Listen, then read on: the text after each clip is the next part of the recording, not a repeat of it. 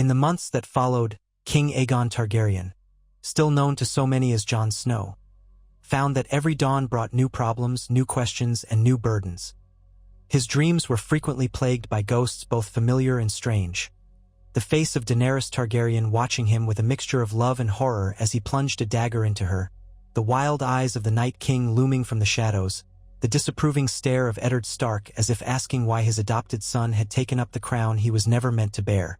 Each morning he rose before the sun, sweat on his brow, the echoes of dreams clinging to him, knowing he had no time to wallow in them. The realm called to him, and the realm was vast. He busied himself in the routine of governing, standing at the head of a council of men and women who looked to him for decisions that felt too large for any one person to make.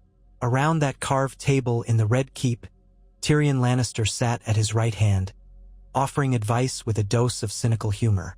Ser Davos Seaworth sat at his left, guiding him with a humble and honest perspective that often cut through the tangles of politics.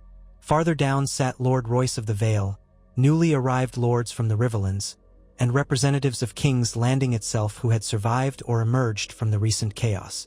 Sansa Stark attended these meetings when she could, though she often clashed with those who held the old prejudices toward Northerners. She did not shrink from their whispers. She met them with measured words and a regal poise that rivaled the finest southern courts. In the early part of his reign, he learned that being king was not merely about issuing orders. A true king had to listen. Each day, he faced an endless stream of supplicants and petitioners who came from all over the kingdom. Some knelt in awe, others stood defiantly, determined to extract what they believed was owed to them by the crown. One day, it might be a farmer whose fields had been trampled by soldiers that no longer answered to any banner. Another day, an old noble family presented an ancient deed that supposedly granted them claim to a small island off the coast of Dorne. Next, a group of mummers would seek permission to stage a festival in King's Landing, hoping to bring cheer to the battered populace. Jon found each entreaty exhausting, but he forced himself to weigh the arguments, to listen for truth and cunning alike. Rumors of corruption in the City Watch reached his ears. Tyrion insisted that no matter how many times they restructured the Watch, greed and opportunism would creep in. Jon refused to accept such a fate. He rode out to the Watch barracks one afternoon unannounced, accompanied by only 2 guards of his own. He found the men leaning on their spears, gambling with chipped dice, ignoring their captain's half-hearted commands. At the sight of the king, they scrambled upright, eyes filled with panic. Jon was not one for public humiliation or fiery speeches, but he let his silence speak volumes. He walked through their ranks, examining their gear, their discipline, or lack thereof. By the end of the day, a quarter of the Watch had been dismissed for negligence. Ser Davos and Sansa both warned him that such a purge might leave the city with insufficient defenses, but Jon would rather have fewer honest men than a teeming horde of bribe-takers. Unrest simmered elsewhere. In the Riverlands, a band of outlaws had taken to calling themselves the Free Companions, claiming they fought against tyranny. But stories suggested that they terrorized small folk, raiding farmsteads and murdering travelers. Reports trickled in that several houses in the Reach had begun quarreling over farmland ravaged by war and left vacant by the flight of the surviving Tyrell retainers. Even in the Westerlands, Lannister loyalists bristled at Tyrion's prominence under the new king. They remembered him as the black sheep of his family and doubted his loyalty, or suspected him of nepotism. Yet, through all these problems, Jon found glimmers of hope. The city's markets grew more lively.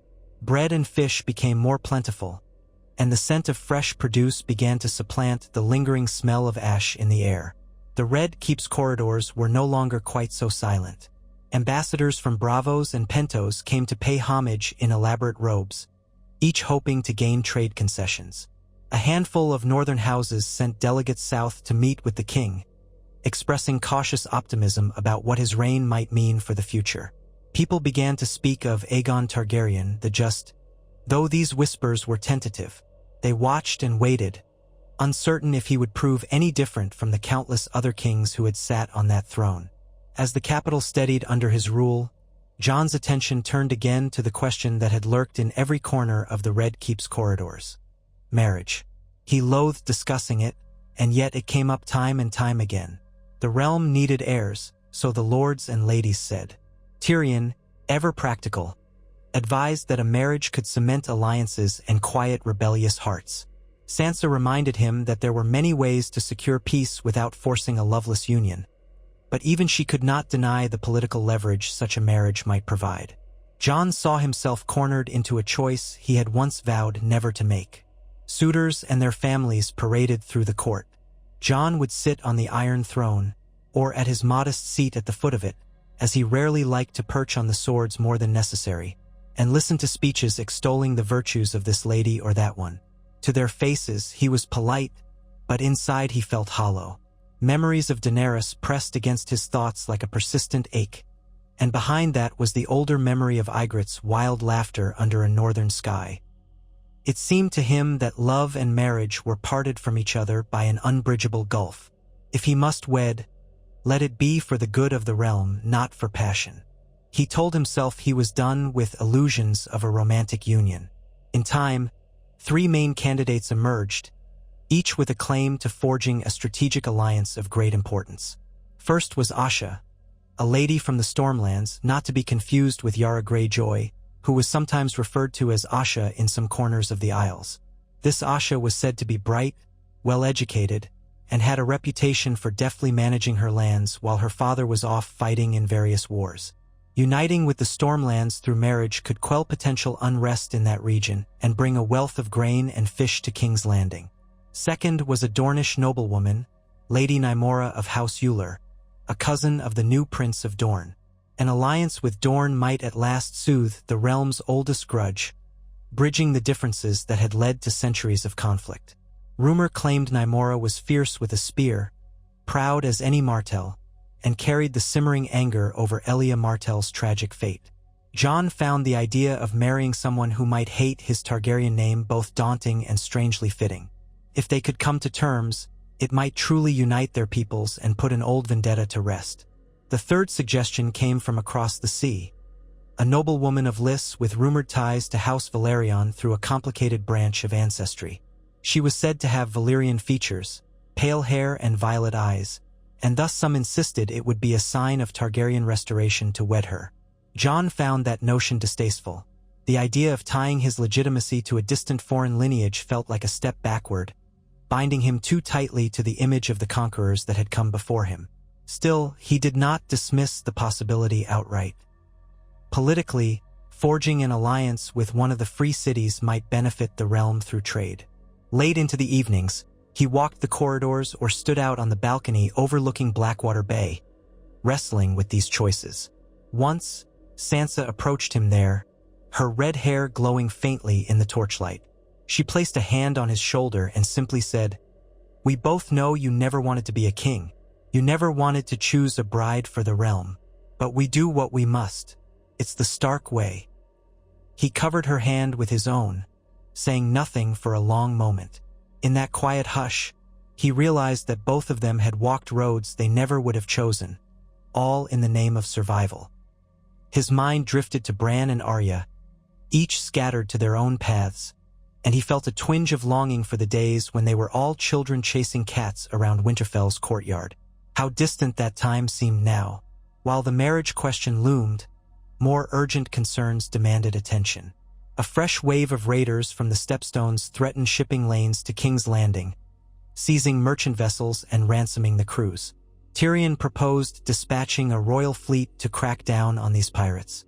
Gendry Baratheon oversaw the forging of new ballista bolts, and the king allocated funds for building additional warships. Yet even as they prepared to secure the sea routes, they received word of an outbreak of fever in the Westerlands that had begun to spread among the small folk. The maesters called it a variant of the Red Fever, a sickness that could ravage an unprepared population. Jon ordered the Citadel to send its finest healers to the affected regions and released stored grain to feed villages under quarantine. Some at court grumbled that the treasury could not afford such generosity, but Jon overruled them, supported by Ser Davos. "If we do not feed the small folk, they will die," Jon said simply. "Or they will turn bandit and come to the Crownlands, desperate enough to kill for their next meal." Tyrion swiftly found ways to shuffle coin around, delaying certain construction projects to free funds for the relief effort. It was the kind of balancing act that required cunning, and no small measure of deception toward lords who might balk at their projects losing priority. But it was done. In the meantime, letters from Winterfell revealed that the North still struggled to recover from the long night. Spotted fever flared in scattered pockets. The roads were in dire need of repair. Sansa alternated between assisting Jon in the capital and returning north to handle crises. The connection between King's Landing and Winterfell was tenuous at best, with so much distance and hostility from some northern lords who remained wary of any southern crown. Jon, forced by duty to remain in the south, grew homesick for the biting air of the north, the stark quiet of a winter morning. But the Iron Throne would not allow him to leave for long. Amid these turbulent affairs, Yara Greyjoy sent a second message. She demanded a formal response to the Iron Islands' request for autonomy, or at least considerable self-governance. She reminded Jon that their arrangement was always more tenuous than he might like to admit. If he refused, she would consider the king's earlier words mere platitudes, and the Ironborn might elect to press the matter by force on the seas. Tyrion argued that the realm could not afford another open war, especially one at sea. Ser Davos, having grown up in Flea Bottom and sailed the Narrow Sea, insisted that peace with the Iron Islands would be best. Yet, in the war councils, men like Lord Royce warned that giving too much freedom to the Ironborn would embolden other regions. Jon summoned Yara to King's Landing for a direct negotiation. She arrived with fewer ships than before, but her retinue was no less determined. The clamor of their arrival in the harbor echoed up to the Red Keep, where Jon waited in the throne room with Sansa, Tyrion, and the rest of the council. When Yara strode in, she carried herself with that familiar swagger, nodding at Jon as she had done previously. Their discussion took place in the very hall that had once echoed with Daenerys Targaryen's demands for fealty. Jon found it unsettling to think of how the wheel kept turning. "I've seen some changes in this city," Yara remarked, taking note of the fresh repairs, the busier markets, the watchmen in new armor. Things look better than they did. But the Iron Islands remain restless. They chafe under the idea of being ruled by yet another Targaryen. Jon did not bristle at her tone. He understood her mistrust. The Ironborn had long prized their independence. "I cannot grant you outright secession," he said. "Not without risking the entire kingdom splintering. But perhaps we can establish terms that give the Iron Islands more internal governance.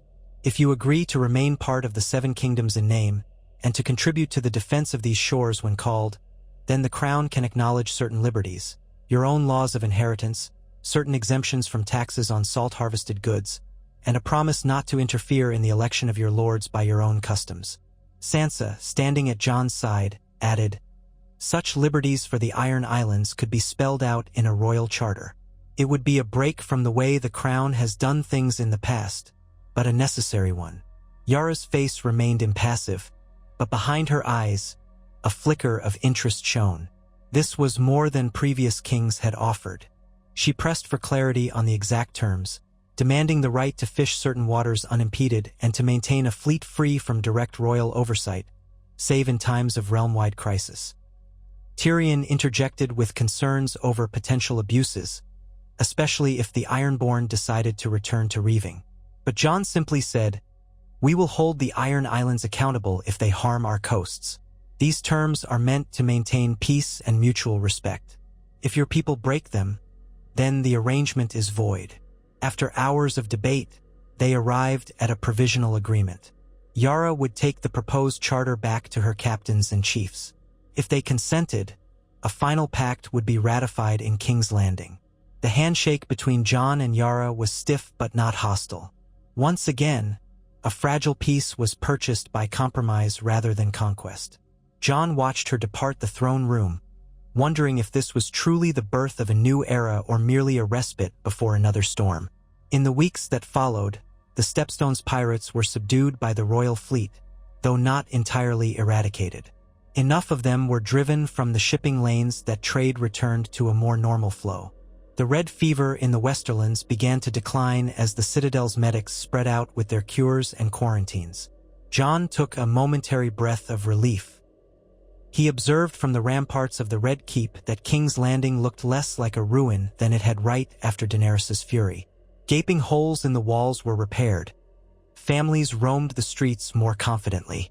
A semblance of hope glimmered, though the scars remained. One crisp morning, as the sun peeked over the horizon, Tyrion Lannister arrived at Jon's private solar with a stack of letters. He looked uncharacteristically excited, which piqued Jon's curiosity. "Your Grace," Tyrion said, placing the letters on the table. "We've received a most interesting missive from Prince Doran's successor in Dorne, on behalf of Lady Nymora of House Euler." Jon frowned. "I'm listening." Tyrion tapped the parchment. "She's invited you to Dorne, to the Water Gardens, in fact. Seems she wants to meet you on her own terms rather than traveling to the capital. A courtship of sorts, if you will." Jon felt a knot form in his stomach. It was one thing to talk about marriage in a theoretical sense, but an actual meeting, traveling to Dorne in an official capacity, would be a declaration of serious intent. "And what if I decline?"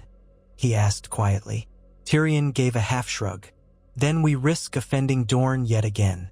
The Eulers are notoriously proud, and there's no telling how the prince might interpret the rejection. At the very least, if you went, you might secure some guarantees of cooperation.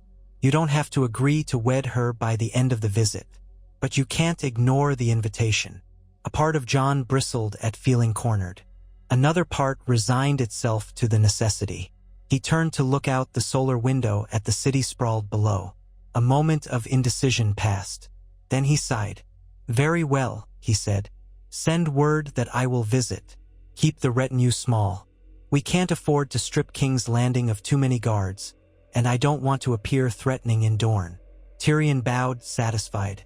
"I'll make the arrangements. Ser Davos can accompany you, I assume? And perhaps Sansa as well, if she's willing." Jon allowed himself the faintest smile. "She's not going to like the heat, but yes, I'd rather have her counsel." Preparations began in earnest. Jon left command of the city watch to a trusted captain and placed Tyrion in charge of the capital's governance in his absence. Sansa made the decision to go, albeit with reluctance.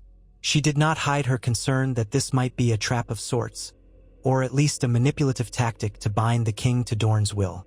Nevertheless, she boarded the royal galley at King's Landing's docks alongside her brother, Ser Davos, and a modest escort. The sea journey south took them past Dragonstone, where the fortress rose in lonely grandeur against the sky. Jon remembered Daenerys standing on that island's shore, conjuring images of a better world, and how that dream had died in a storm of blood and fire. The further they sailed, the warmer the air became.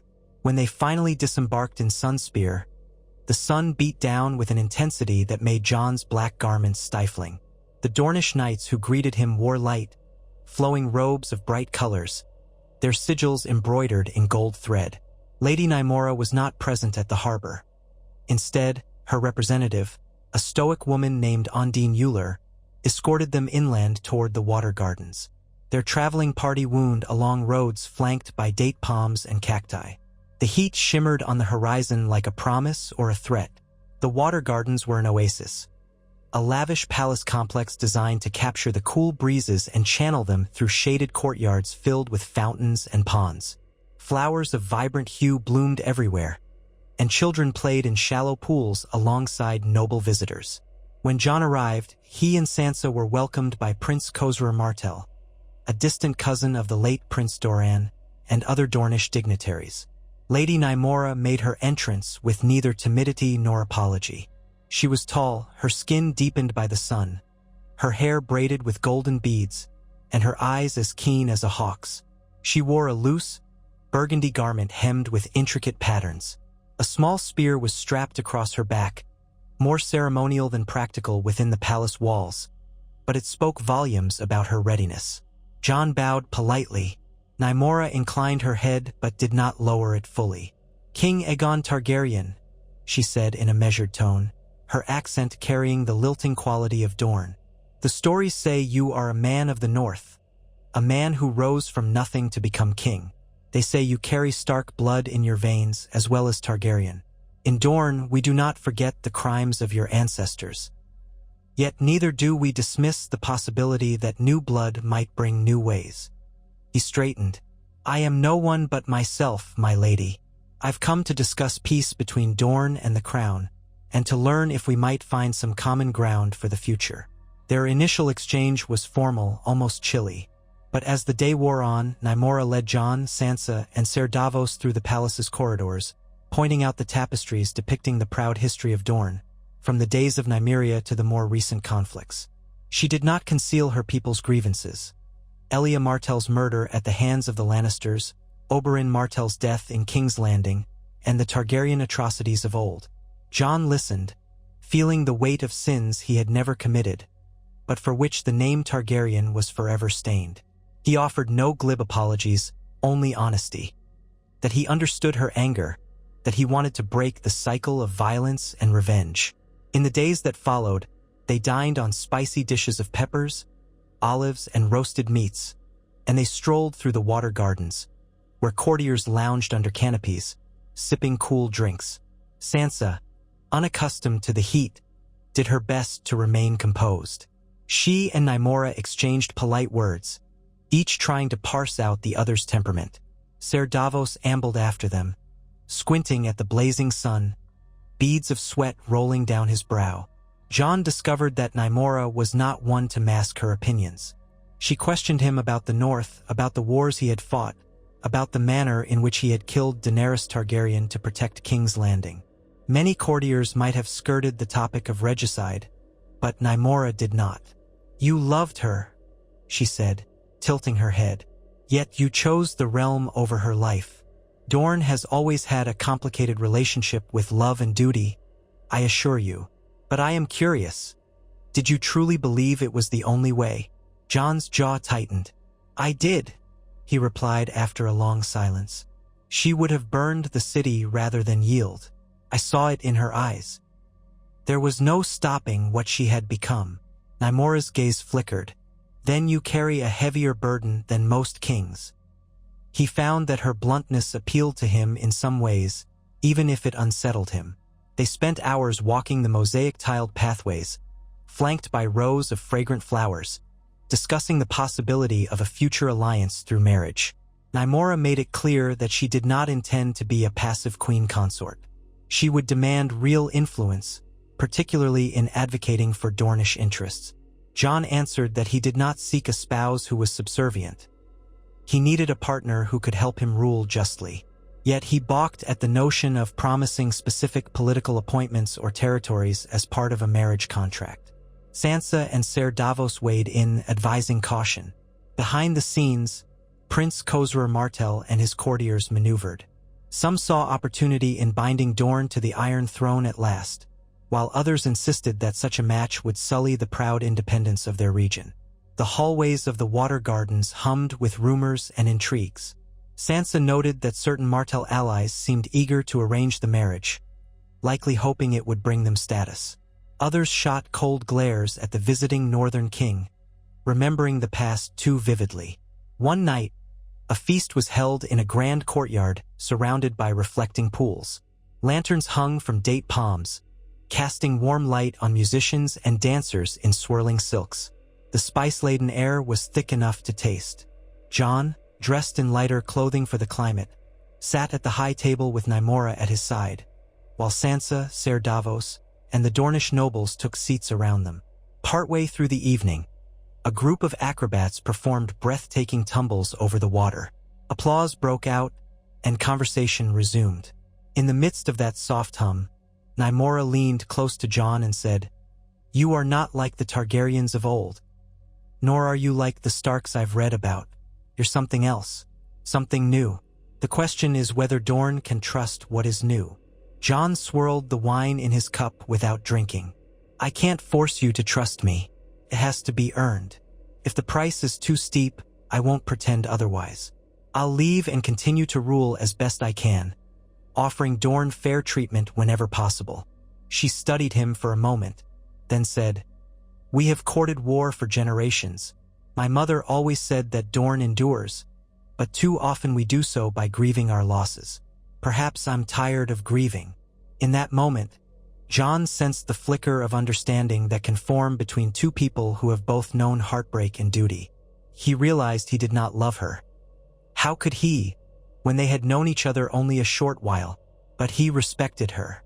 And for a marriage built on duty, perhaps respect was a sturdy enough foundation. The promise of love could come later, if it ever came at all. Their discussions continued in private over the next several days.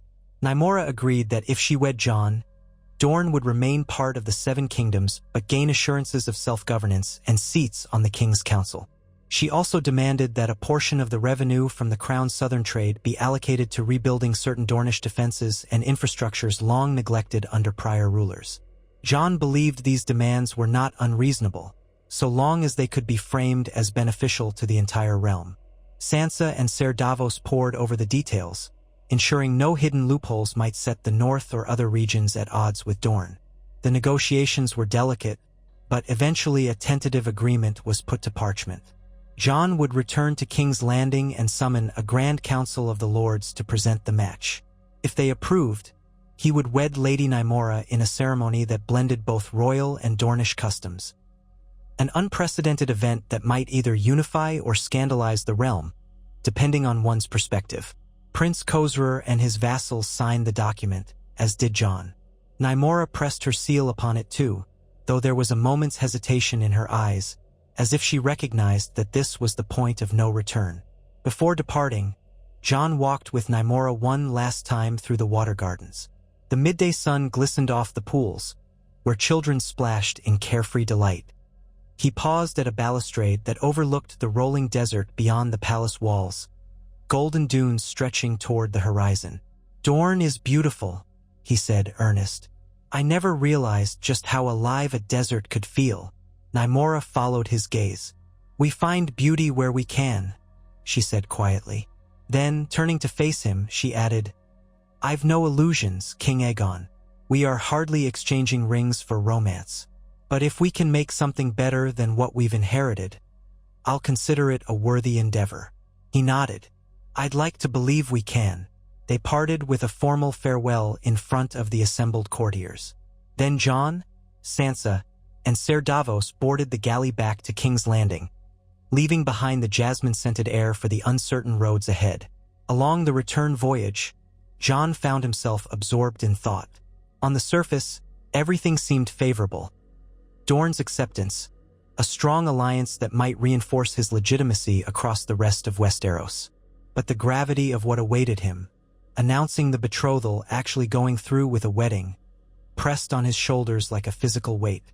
Sansa was by his side on deck one afternoon, watching the sun sink into the waves.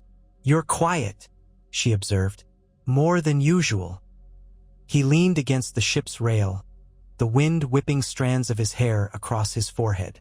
"I keep thinking about how this changes everything, not just for me but for the realm. If the Lords accept it, I'll be bound to Dorne. If they reject it, we risk another fracture.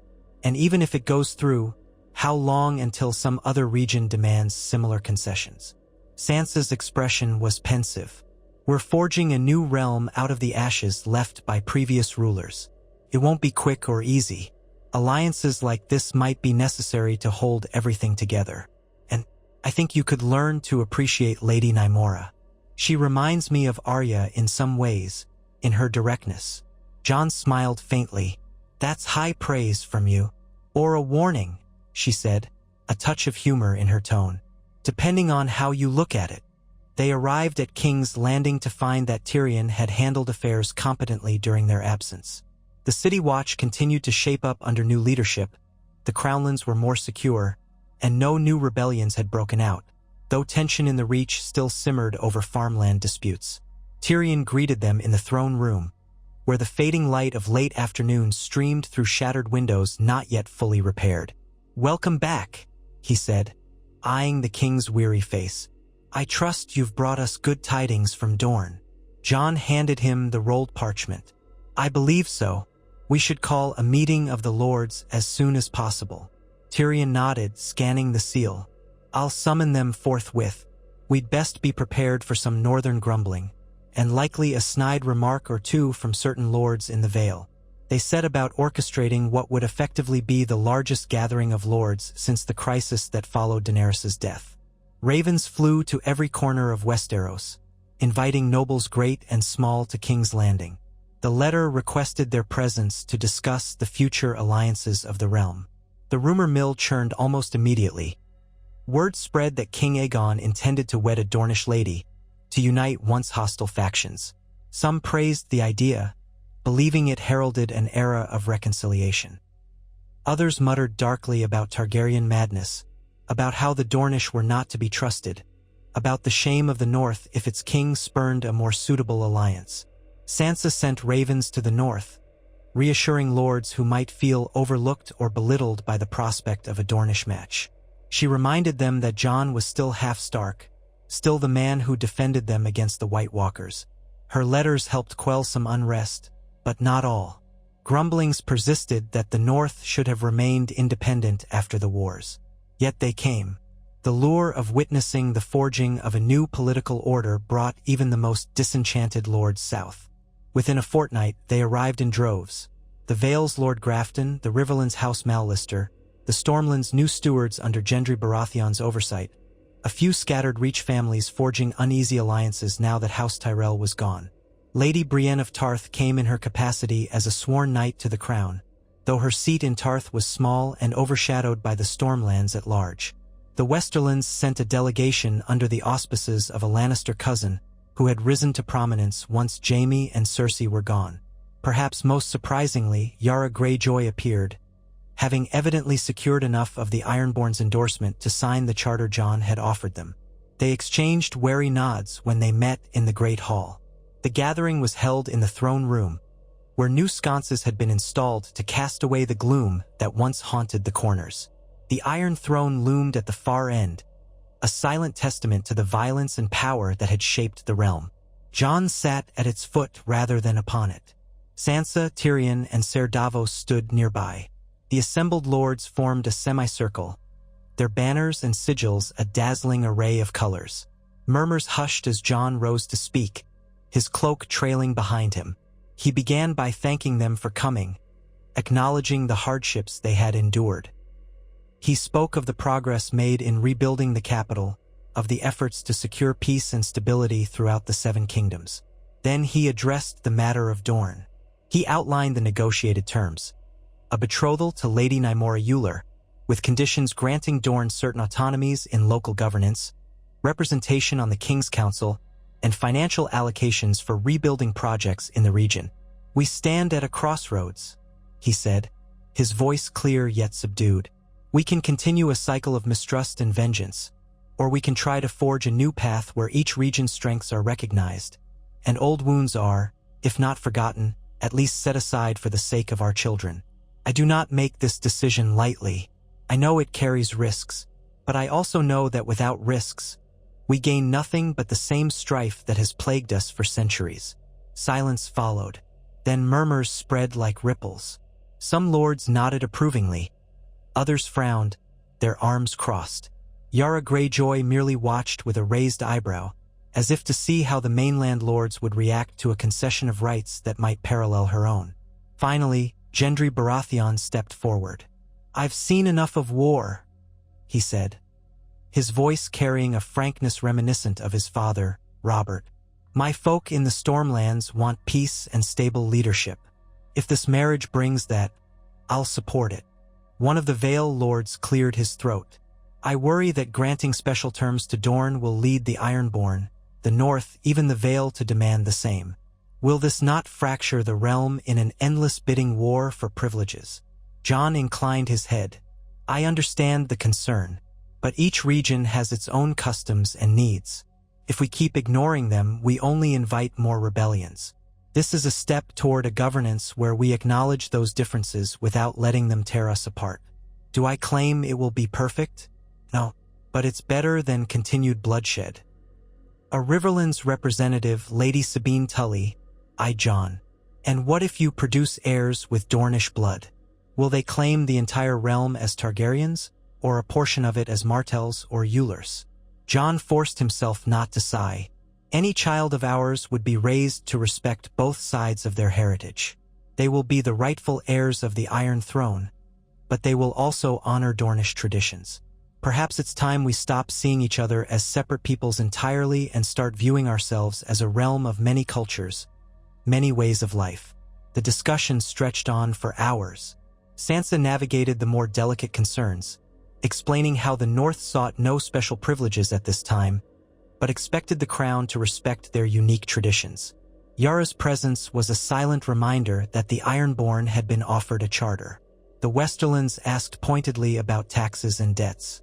Tyrion deftly assured them that the new marriage arrangement would not negate the crown's commitments to repay borrowed sums, though how he would juggle that with the Iron Bank was another matter altogether. At last, after a day's worth of debate that left everyone drained, a vote was called.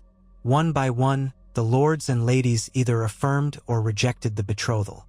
Some did so with deep hesitation, but the majority came around to yes.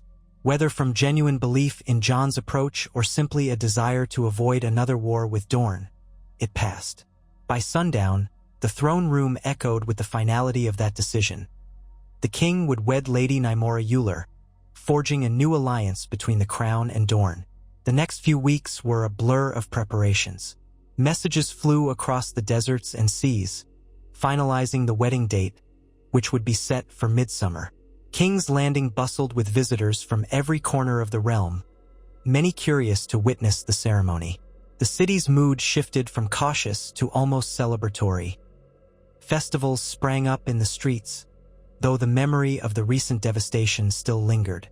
Even so, people yearned for a reason to rejoice, and a royal wedding was as good a reason as any.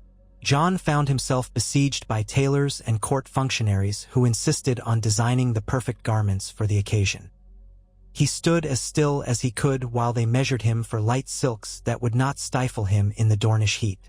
The wedding was to take place not in the Great September, still too ruined for a formal ceremony, but in the courtyard of the Red Keep, which was to be adorned with Dornish flair. Prince Khosroor Martell and a large retinue would come from Dorne, bringing exotic flowers and tapestries. The Faith of the Seven prepared to officiate, but under new guidelines that acknowledged the Dornish tradition as well. It was an unprecedented blending of customs, one that unsettled the more traditional Septons.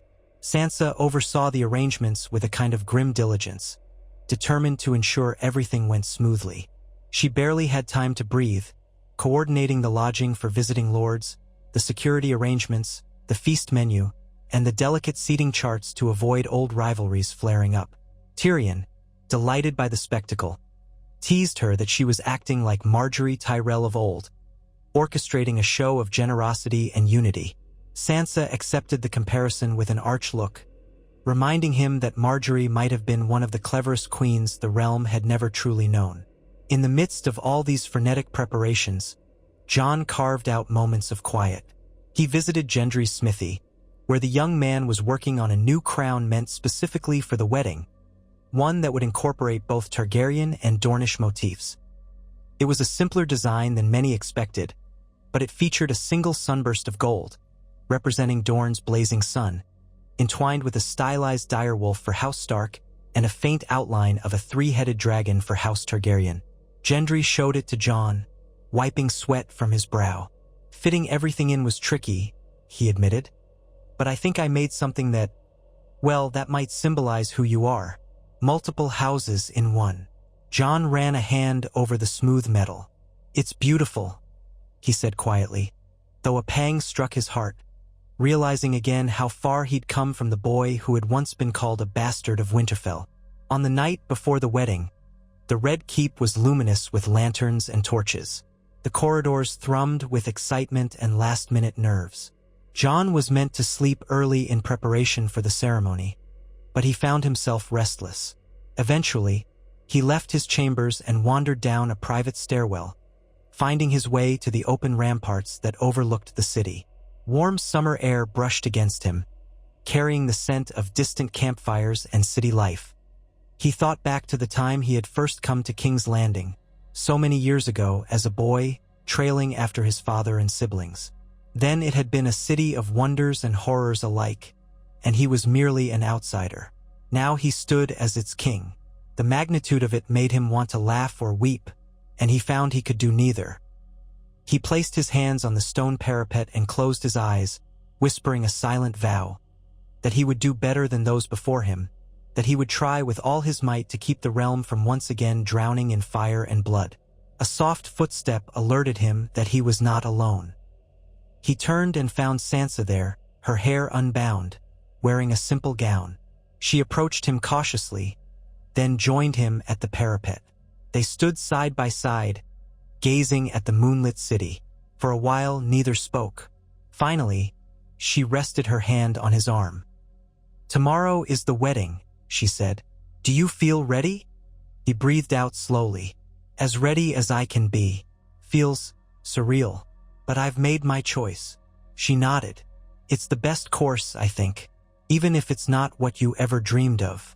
You and I learned long ago that the realm doesn't care about our dreams." Jon looked at her, recalling the girl who once dreamed of marrying a handsome prince and living happily ever after. "You used to think differently," he remarked gently. Her lips curved in a sad smile. "I learned better. Now I only hope this marriage brings peace, or at least some measure of it. I'm glad you found someone who respects you, if nothing else. And if she tries to manipulate you," he chuckled softly, "you'll be there to make sure she doesn't succeed?" "Of course," she said, her tone lightening. "I would never let a Southerner out-scheme the North." They shared a moment of quiet camaraderie, the kind only siblings forged through trials can know. Then, with a murmured good night, Sansa left him to his thoughts. Jon remained at the parapet a while longer, watching the lights of the city flicker and blink like distant stars. Eventually, he returned to his chambers, forcing himself to rest for what remained of the night. The day of the wedding dawned bright and clear. Heat shimmered in waves, but a gentle breeze drifted in from the sea, softening the worst of it. The courtyard of the Red Keep had been transformed with colorful banners, a mosaic dais for the ceremony, and a small fountain brought in to mirror Dornish designs. Courtiers and lords gathered in their finery, fanning themselves against the warmth. Musicians played a subdued tune as they filed in. Near the dais stood Prince Khosrow Martell, looking regal in embroidered robes, flanked by Dornish knights in gleaming orange and gold. On the other side stood Tyrion, Ser Davos, Gendry, and other key members of Jon's household. When Jon emerged, wearing robes of gray and black trimmed with subtle gold sunbursts, a hush fell over the assembled crowd. He could feel every eye upon him, but he focused on the dais. The new crown that Gendry had forged sat on a velvet cushion, waiting to be placed upon his head again in this symbolic moment. Then Lady Nymora made her entrance. She wore a flowing gown of burgundy and gold, designed to evoke the fiery son of Dorne, and her dark hair was braided back with beads and small golden suns that caught the light. She carried herself as she always did, tall and unyielding, a woman who had walked a hard road of her own. Jon thought he saw the faintest tremor in her expression, as though she felt the gravity of this union just as heavily as he did. They met at the center of the dais. A Septon and a Dornish priestess stood side by side, an unprecedented pairing. The crowd murmured at the sight, but no one dared interrupt. The Septon led them through the vows of the faith of the Seven: the father, the mother, the warrior, the maiden, the smith, the crone, and the stranger. Then the priestess invoked the ancient traditions of Dorne, calling upon the memory of Queen Nymeria and the unity of desert and sky. Jon and Nymora joined hands. As the final words of blessing were spoken, the Septon placed the new crown upon Jon's head, while the priestess placed a circlet of gold upon Nymora's brow, small, understated, but unmistakably royal. Applause and cheers erupted. Trumpets blared. Flower petals were tossed into the air, swirling down in a riot of color. Jon and Nymora stood side by side, aware that they were now bound together before the realm. She gave him a tentative smile, and he returned it. In that moment, if only for a flicker of time, hope shimmered in the hot summer air. Then came the feast. Tables groaned under the weight of dishes from all corners of Westeros. Roast boar from the Stormlands, fresh trout from the Riverlands, lemons and olives from Dorne, and hearty northern stews. Casks of ale and flagons of wine were passed around freely. Musicians played lively tunes, dancers spun in bright circles across the courtyard, and the lords mingled with forced or genuine courtesy. Sansa moved through the crowd like a quiet conductor, ensuring no flare-ups of old hostilities. Tyrion, cup in hand, regaled a small group with witty observations while Ser Davos looked on, smiling wryly at the extravagance. Jon and Nymora sat at the high table, occasionally exchanging words, though they were often interrupted by well-wishers, or, in some cases, those with new petitions or pleas. That was the nature of royal weddings, a mixture of celebration and opportunism. Jon tried to set aside the weight of the crown for at least a few hours, letting himself breathe in the sense of unity the feast seemed to embody.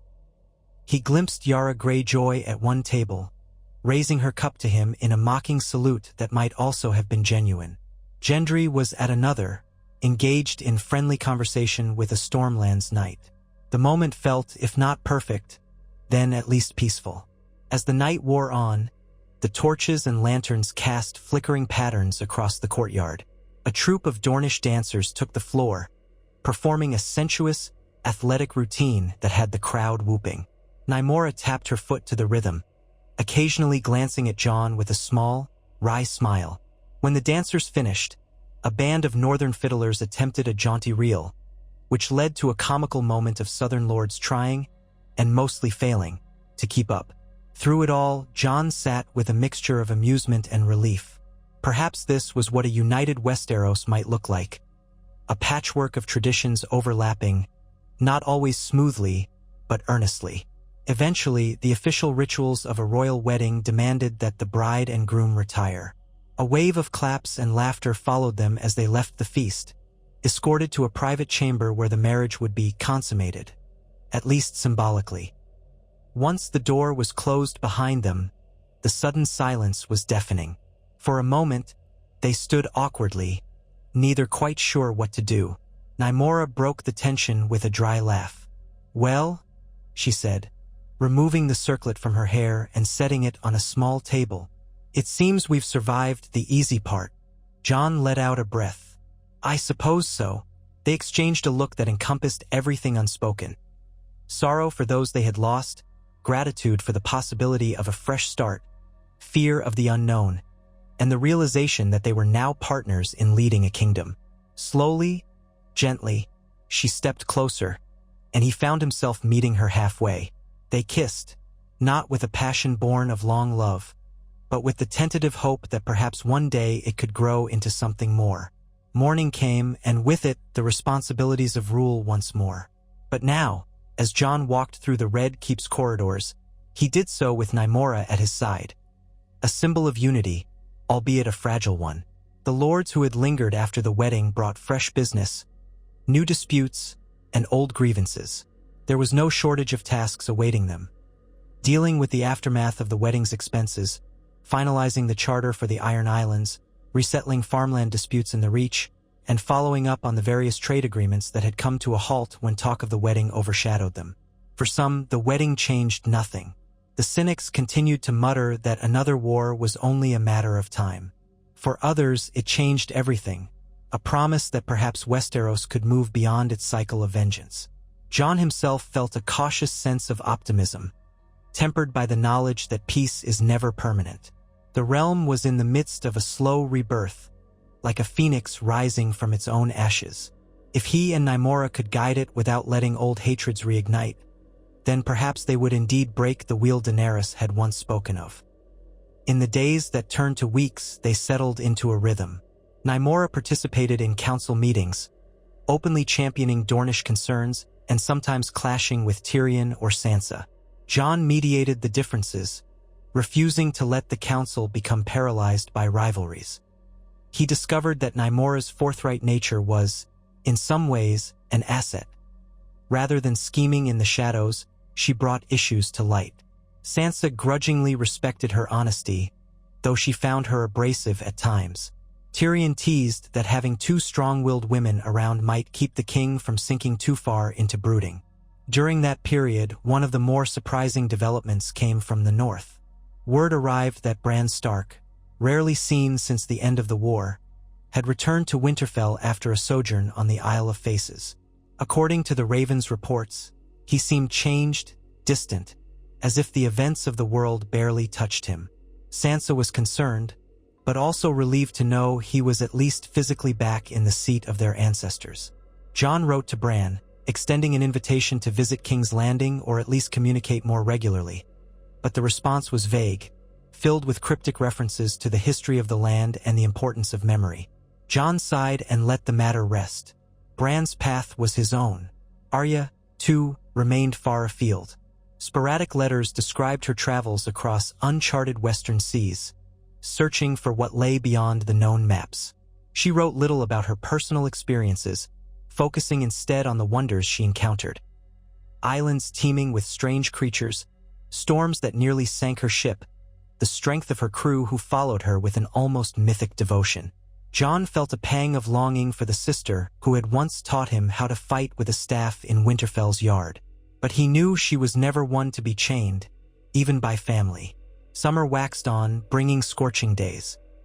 The city folk grew restless in the swelter, but trade remained steady, and the markets thrived. Rumors spread of renewed interest from the free cities in forging deals with King's Landing. Tyrion negotiated discreetly with Braavosi bankers, trying to restructure the crown's debts without letting them wrest too much control. The Stepstones raiders occasionally resurfaced, but the royal fleet, bolstered by Gendry's newly forged weaponry, kept them mostly at bay. Yara Greyjoy's acceptance of the Iron Islands Charter Agreement fostered a tentative peace on that front as well, though occasional Ironborn raids on unsuspecting villages still caused friction. Gradually, Jon and Nymora grew accustomed to each other's presence. Their conversations, once stilted and formal, began to bear hints of deeper warmth.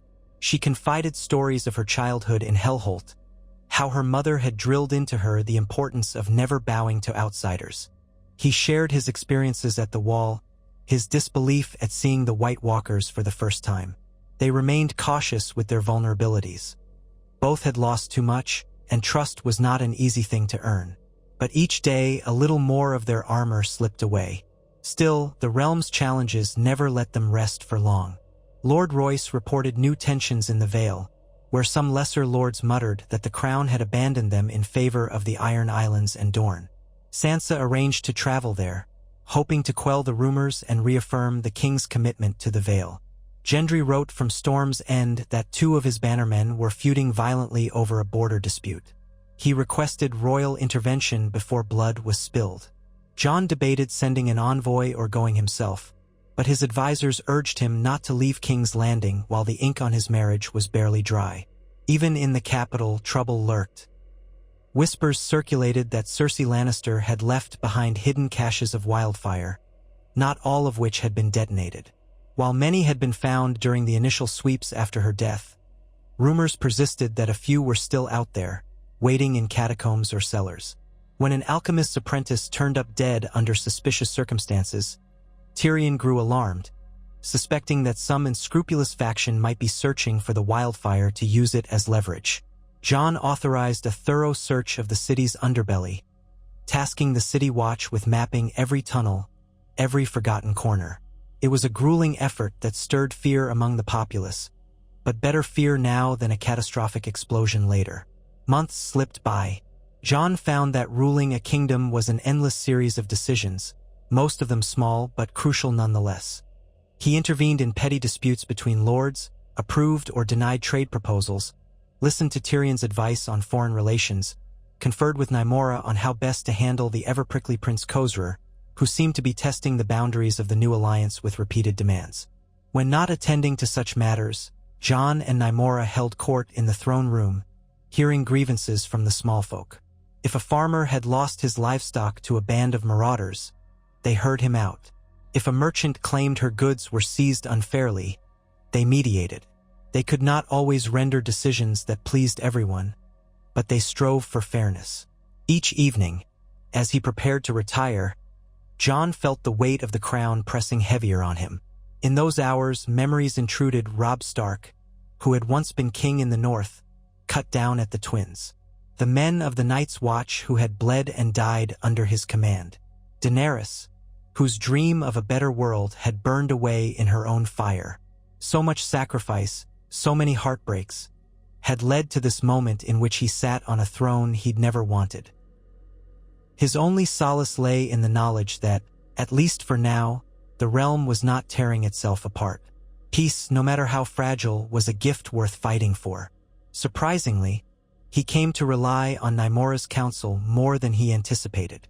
She understood the mentality of a region long shaped by resistance, and her perspective often reminded him that forcing unity was no way to achieve it. One quiet evening, they dined alone in a smaller solar overlooking the gardens. She studied him over a cup of spiced wine, her expression thoughtful. "You carry the realm on your back, Jon," she said softly, using his name rather than his title. "But it weighs too heavily, doesn't it?" He managed a tired smile. "It does, but I can't put it down. If I do, who will carry it? And what sort of realm would we have if I abandoned the burden?"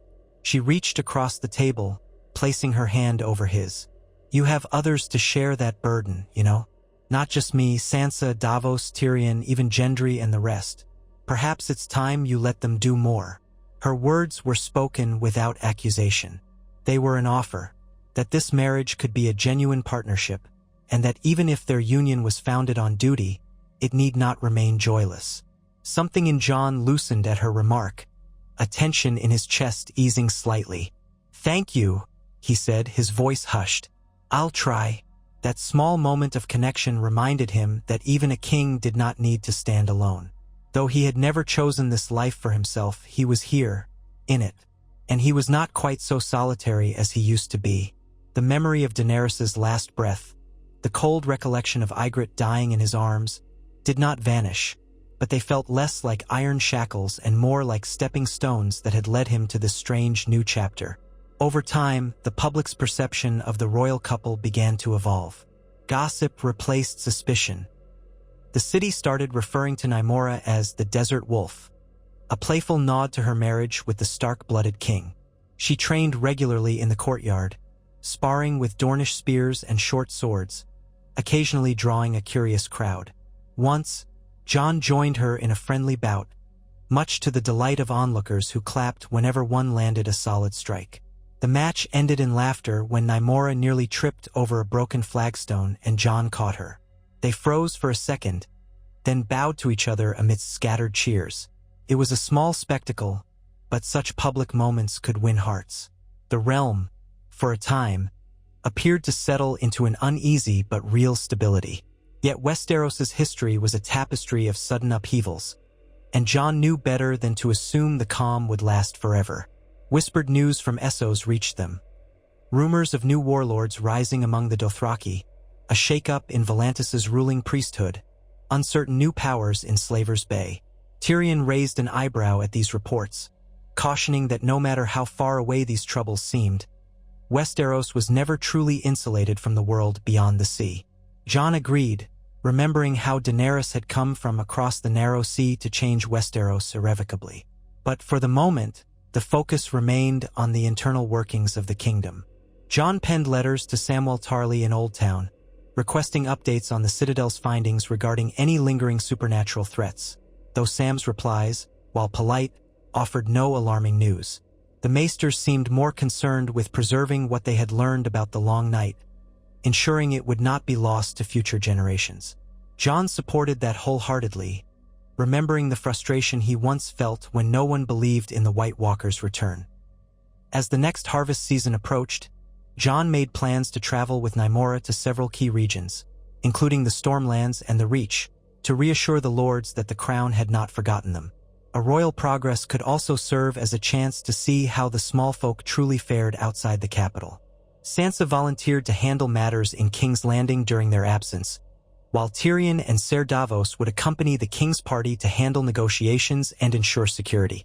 Gendry prepared to host them in Storm's End, eager to show off the castle's partial renovations. The departure day arrived with a pleasant morning sun. The royal party set out on horseback, banners snapping in the breeze. Nymora rode alongside Jon, wearing light Dornish riding leathers, and Tyrion rode behind them in a sturdy carriage, complaining that his legs were too short for long journeys in the saddle. Ser Davos took up a position near the vanguard, ensuring the route was safe. They passed through the gates of King's Landing, watched by curious throngs of citizens who cheered the king and queen. Jon still felt a pang of unease at such open adulation, but he forced a polite wave. They wended their way south first, heading toward Storm's End. The fields outside the city were lush with summer growth, a promising sign for the year's harvest. Villages dotted the roadsides, some repaired from the devastation of recent wars, others newly built. At each stop, Jon and Nymora spoke with local elders, listened to their concerns about bandits or flooding or the need for better roads. Tyrion took notes on parchment, grumbling that the crown's treasury was only so large, but acknowledging that ignoring such needs would breed discontent. When they finally approached Storm's End, the fortress loomed like a giant sentinel against the crashing waves. Gendry awaited them at the gates, a broad grin splitting his face. He greeted Jon with a hearty clasp of arms, bowed respectfully to Nymora, and ushered them inside. The courtyard bustled with blacksmiths, soldiers, and household staff, all halting their work to gaze at the arrival of the king and queen. Some recognized Gendry's excitement and cheered him as much as they did the royals. That evening, they feasted in Storm's End's Great Hall, a more modest affair than the King's Landing wedding but no less warm. Gendry introduced them to his men. Tough, hard-working folk who spoke plainly and withheld any foolish flattery. Jon appreciated their honesty. Nymora asked them about the Stormland's unique challenges, the frequent tempests, the rocky soils near the coast. They responded with enthusiasm, explaining the resilience of their hardy crops and the difficulty of shipping goods during the stormy season. As they settled in for the night, the waves hammering the cliffs outside, Jon found himself reflecting on how far Gendry had come. Once a bastard blacksmith's apprentice, he was now recognized as the Lord of Storm's End, legitimized by royal decree. Yet he remained unpretentious, forging weapons with his own hands, addressing Jon simply as Your Grace, but bantering with him the moment they were in private. It reminded Jon that the walls between classes could be broken, that sometimes people could transcend the destinies assigned to them. Over the following days, they traveled through the Stormlands, visiting smaller keeps and villages. They heard the usual litany of requests: more funds for local watchmen, better trade routes, resolution of border feuds. Nymora's presence sometimes startled the local folk, not used to seeing a Dornish queen in these parts, but her direct approach and willingness to listen slowly won them over. Jon observed that, while no one's acceptance was guaranteed, at least hostility did not greet them at every turn. One afternoon, a storm rolled in from the sea, forcing them to seek shelter in an old tower near a coastal village. Rain lashed the walls, thunder boomed overhead, and the wind howled like a living beast. The cramped quarters meant Tyrion grumbled about the lack of decent wine, while Ser Davos quietly checked the perimeter for leaks. Jon, sitting by a small hearth, found Nymora pacing restlessly, glancing at the shuttered windows. She confessed that the claustrophobia of these old coastal towers reminded her of a childhood fear of storms. He stood, placed a hand on her arm, and murmured reassurance. It was the sort of small intimacy they had begun to share. Nothing grand, just a simple act of comfort. When the storm finally abated, they emerged to find the beach strewn with debris and the village shaken. Jon organized a quick effort to clear the wreckage, and Nymora spoke with the local headwoman, a grizzled widow who had outlived 4 husbands. Tyrion even lent a hand by directing laborers to where the biggest obstacles lay, though he mostly complained about his soaked clothing. By nightfall, they had helped restore enough normalcy that the villagers could sleep under intact roofs. Jon and Nymora returned to the tower, exhausted but quietly satisfied that they had made a tangible difference, however small. Their journey through the Stormlands concluded with a sense that Gendry had matters well in hand. Next, they intended to make their way toward the Reach, but troubling news reached them. The border feuds near the old Tyrell lands had flared into actual violence. A small house called Oakshield was engaged in bloody skirmishes with another lesser house, both claiming ancestral farmland. Jon hastened his pace, wanting to intervene before the conflict escalated. Tyrion predicted that this dispute was a symptom of a larger vacuum left by the downfall of House Tyrell. Loyalty and land rights were up for grabs, and smaller houses scrambled to assert themselves.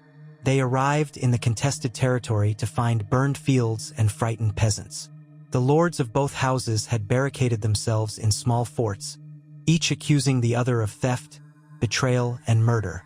Jon, Nymora, and Ser Davos approached the first fort under a flag of truce.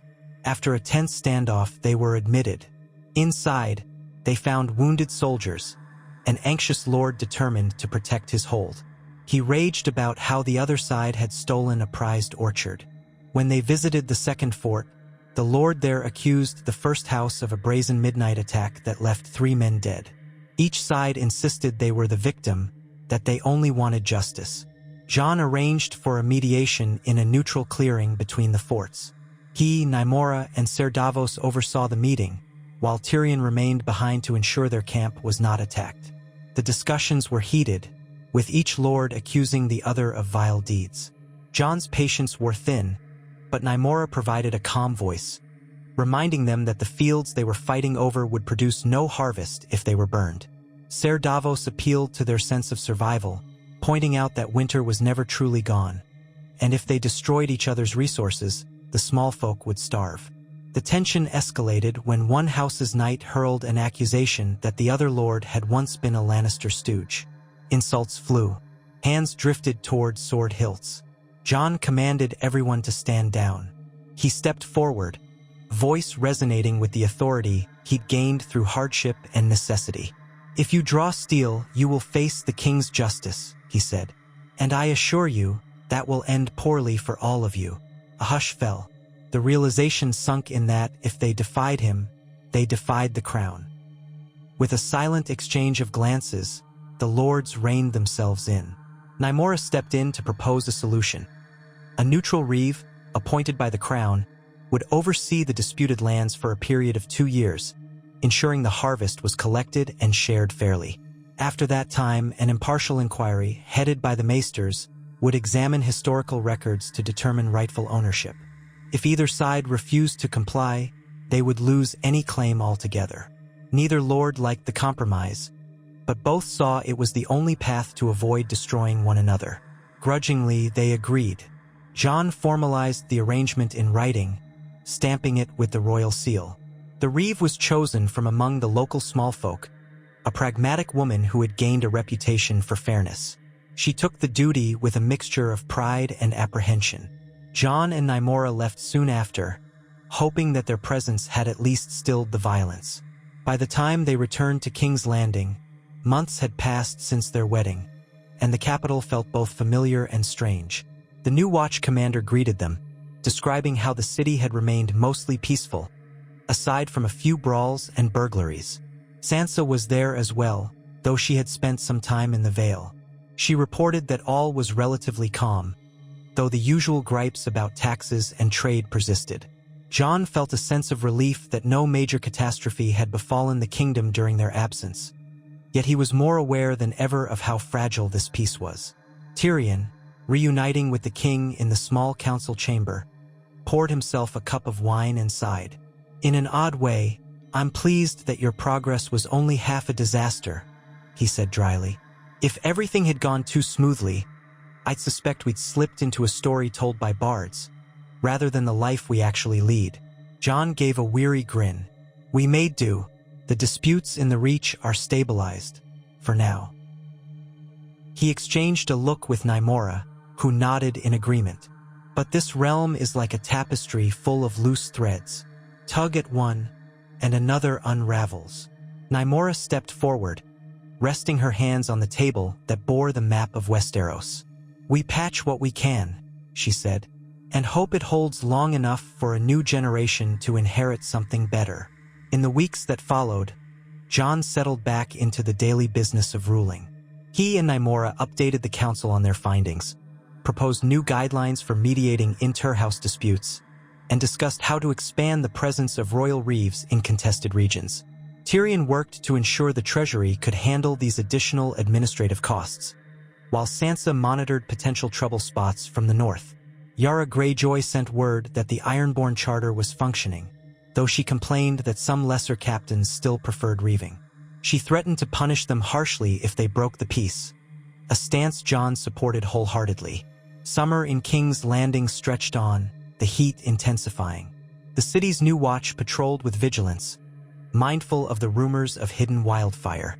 Occasional false alarms stirred panic among the small folk, but no actual caches were discovered in recent weeks, and some began to suspect it was no more than ghost stories. Jon, however, did not dismiss the possibility. The scars left by Cersei's rule ran deep, and he knew better than to ignore a potential threat just because it seemed unlikely. As time went by, murmurs began about heirs. Whispers in the court speculated on whether the queen was with child. Jon and Nymora felt the pressure mount. They had been married for months. When would an heir appear? Some lords discreetly asked if perhaps the Targaryen line was cursed, or if the Dornish tradition of freer love meant something else was at play. Jon and Nymora tried not to let the gossip get to them. Their marriage was still in its infancy, and children might or might not come in time. They continued to share quiet nights in their bedchamber, forging a deeper bond. The realm could wait.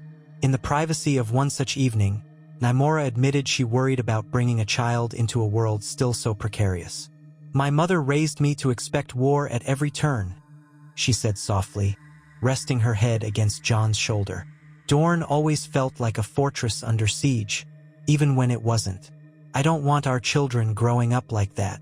Jon stroked her hair, feeling the faint weight of her presence against him. "I know. If we do have a child, I want them to inherit a kingdom that isn't tearing itself apart. That's why all this," he gestured vaguely, meaning the alliances, the negotiations, the endless balancing act, "matters so much. We can't guarantee a perfect realm, but we can try to steer it away from madness." She leaned in, pressing her face into the crook of his neck. "I believe you," she whispered, "and I'll stand by you to see it through." They fell silent, each absorbing the warmth of the other's presence. Outside, the wind sighed through the scorched battlements of the Red Keep, as though whispering reminders of how precarious the peace could be. But for that moment, they allowed themselves to simply be together, two people who had once been strangers, now united by duty and, perhaps, growing affection. Months passed in a steady rhythm of administrative decisions, small skirmishes, diplomatic visits, and city improvements. The King's Landing skyline began to change, with new towers replacing old rubble, fresh banners fluttering from repaired ramparts. Grain prices stabilized, allowing small folk to eat more than stale bread and watery soup. Murmurs of discontent still surfaced. No king or queen could please everyone, but the realm was not drowning in chaos, and that alone felt like a remarkable achievement. Then came a day in late summer when Sansa burst into the council meeting, her eyes alight with something beyond mere duty. Jon rose immediately, concern etched in his face. "What is it?" he asked. She closed the doors behind her, breathing quickly. "A raven from Old Town," she said, handing Jon a sealed letter. "It's from Sam." Jon broke the seal and read. At first, his expression was neutral, but as he continued, something in his eyes shifted. "He's discovered new information," Jon murmured, scanning the letter again. "About the White Walkers, the Long Night. He thinks there may be an even older threat, something buried in the annals of history." Tyrion frowned. "That's the last thing we need. A new threat from the frozen wastes or some ancient evil ready to rise." Jon passed the letter around. Nymora read it over Tyrion's shoulder, her brow knitted in confusion. "Is he certain?" she asked. "It could be a mistaken translation." Jon sighed, remembering how often Sam's discoveries had been dismissed in the past, yet they had turned out to be correct. "Sam's rarely wrong about these things. He wants me to come to Old Town, or at least send an emissary, to examine the manuscripts firsthand. He says it's urgent. Something about a prophecy older than the Targaryen conquest, referencing an everlasting night that might not have been fully averted." A hush fell over the chamber. Memories of the White Walkers still lingered in their minds, the horror of undead hordes smashing against Winterfell's walls. Could it be that the danger was not truly over? That some vestige of it might remain, threatening the future generations? Jon felt a chill run up his spine, despite the summer heat. Nymora reached for his hand. "We should send an embassy to Oldtown," she said quietly, her expression resolute. "If Sam believes this is important, we cannot ignore it." Jon nodded, realizing that once again, the realm stood on a precipice. They had forged alliances, stabilized a kingdom riven by war, but perhaps the greatest threat was not from warring houses or dragons run amok. It might be something far older, lurking in the shadows of forgotten lore. As he looked around the council table at Tyrion, Ser Davos, and Sansa, he recognized a weary acceptance in their eyes. They had fought one long night already. Could they truly face another? Yet, through that fear, a steel resolve hardened in Jon's chest. He had been chosen, reluctantly, painfully, to bear the mantle of leadership. He would not abandon it now, no matter how dire the warnings. He took a slow breath and turned to the group, his gaze steady. "We will uncover the truth," he said. "And if another storm is coming, we'll face it together." They did not cheer, nor did they quail. Tyrion set his jaw and reached for another parchment to draft orders. Sansa exchanged a look with Jon, memories flashing of the siege at Winterfell. Nymora nodded, a new determination shining behind her eyes. The war was never truly over. Peace was but a reprieve. But they were here, united, and they would stand as one, no matter what darkness loomed. And so the story continued, with King Aegon Targaryen, Jon Snow, at the helm of a kingdom desperately striving for unity. A fragile peace girded by alliances both old and new. The sun's rays might still warm King's Landing for now, but somewhere, in the distant hush of history unspooling itself, a chill wind stirred. Only time would tell if the realm's newfound bonds would be strong enough to withstand the next winter, the next threat, and the unending trials of the Iron Throne.